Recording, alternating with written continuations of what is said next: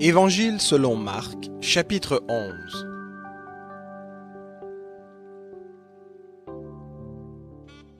Lorsqu'ils approchèrent de Jérusalem, de Bethphagée et de Béthanie, vers le mont des Oliviers, Jésus envoya 2 de ses disciples en leur disant : « Allez au village qui est devant vous.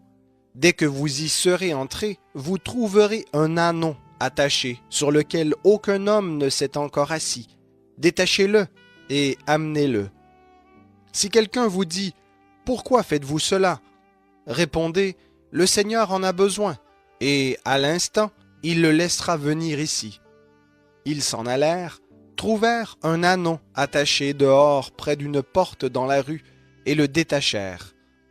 Quelques-uns de ceux qui étaient là leur dirent : Que faites-vous, et pourquoi détachez-vous cet ânon ?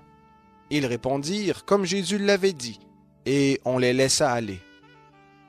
Ils amenèrent à Jésus l'ânon sur lequel ils jetèrent leurs vêtements, et Jésus s'assit dessus. Beaucoup de gens étendirent leurs vêtements sur le chemin, et d'autres des rameaux qu'ils coupèrent dans les champs. Ceux qui précédaient et ceux qui suivaient Jésus criaient : Hosanna ! Béni soit celui qui vient au nom du Seigneur. Béni soit le règne qui vient, le règne de David, notre Père. Hosanna dans les lieux très hauts. Jésus entra à Jérusalem dans le temple. Quand il eut tout regardé, vu l'heure tardive, il s'en alla à Béthanie avec les 12. Le lendemain, comme il sortait de Béthanie, Jésus eut faim. Apercevant de loin un figuier qui avait des feuilles, il alla voir s'il s'y trouvait quelque chose, mais s'en étant approché, il n'y trouva que des feuilles, car ce n'était pas la saison des figues. Il prit alors la parole et lui dit : Que jamais personne ne mange plus de ton fruit. Et ses disciples entendirent. Ils arrivèrent à Jérusalem, et Jésus entra dans le temple. Il se mit à chasser ceux qui vendaient et ceux qui achetaient dans le temple. Il renversa les tables des changeurs et les sièges des vendeurs de pigeons. Il ne laissait personne transporter un objet à travers le temple. Il les enseignait et disait : N'est-il pas écrit : Ma maison sera appelée une maison de prière pour toutes les nations ? Mais vous en avez fait une caverne de voleurs. Les principaux sacrificateurs et les scribes l'entendirent et cherchèrent les moyens de le faire périr. Ils le craignaient parce que toute la foule était frappée par sa doctrine. Quand le soir fut venu, Jésus et ses disciples sortirent de la ville. Le lendemain, en passant, les disciples virent le figuier séché jusqu'aux racines. Pierre, se rappelant ce qui s'était passé, dit à Jésus : Rabbi, regarde, le figuier que tu as maudit a séché. Jésus prit la parole et leur dit : Ayez foi en Dieu.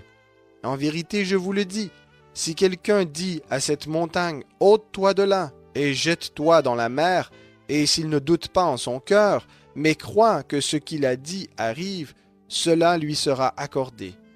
C'est pourquoi je vous le dis, tout ce que vous demandez en priant, croyez que vous l'avez reçu, et cela vous sera accordé. Et lorsque vous êtes debout en prière, si vous avez quelque chose contre quelqu'un, pardonnez, afin que votre Père qui est dans les cieux vous pardonne aussi vos fautes.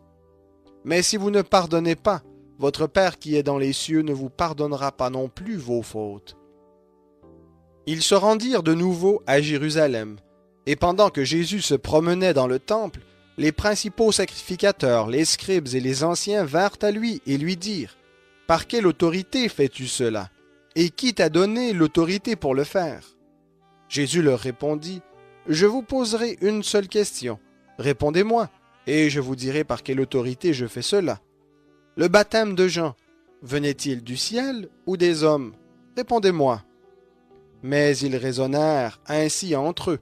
Si nous répondons du ciel, il dira : Pourquoi n'avez-vous donc pas cru en lui ? Et si nous répondons des hommes, il craignait le peuple, car tous tenaient Jean pour un véritable prophète. Alors ils répondirent à Jésus : Nous ne savons pas. Et Jésus leur dit : Moi non plus, je ne vous dis pas par quelle autorité je fais cela.